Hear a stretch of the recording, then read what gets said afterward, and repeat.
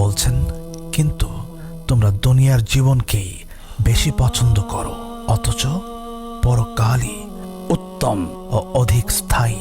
নবী করিম সাল্লাল্লাহু আলাইহি ওয়াসাল্লাম বলেছেন, বুদ্ধিমান সে যে তার নিজের অন্তরাত্মাকে মানে নফসকে জয় করে এবং পরকালের জন্য কাজ করে, আর বোকা হচ্ছে সে যে তার নফসকে তার কামনা বাসনার পেছনে ছুটতে দেয় এবং আল্লাহ সম্পর্কে ভ্রান্ত আশা পোষণ করে।